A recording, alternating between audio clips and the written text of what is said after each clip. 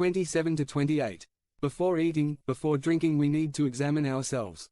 If there is unconfessed sin in our lives, we must confess it now. It is not 448 the time to hide it. It's time to be transparent. I'm going to pray and then we're going to have a moment of silence with music playing in the background. When you feel your heart is ready, you can eat the bread and then drink from the cup. Become a member of the channel and be an instrument of the Word of God. Don't miss this opportunity to impact lives. Click the link in the description now and help us spread the Word of God. When the Enemigo Forte Forte by Carlos Kleber. Maya summary. I want believers to prepare to face their strongest enemies, trusting in God and encouraging others. When the Enemigo Forte text. DT 20.1-9 purpose. I want believers to prepare to face their strongest enemies, trusting in God and encouraging others. Introduction. It is easy to be safe and confident when we face enemies who are much weaker than us. It's like taking candy from a child, it's like pushing a drunk on a hillside, etc.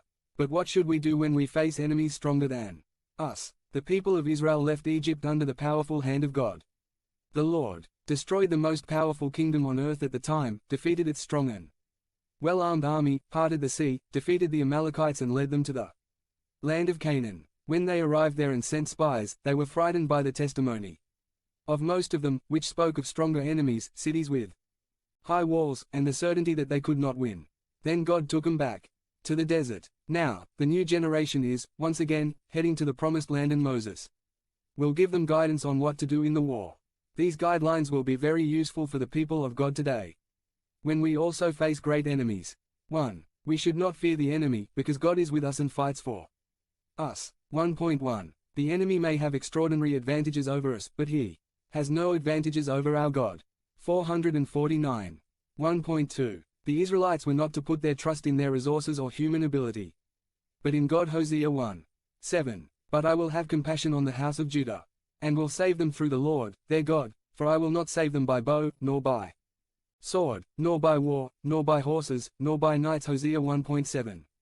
1.3. We must remember past victories, to encourage ourselves in the struggles of the present. The God who did in the past he brought out of Egypt is the same one who fights for us today. God was greater than the gods of Egypt.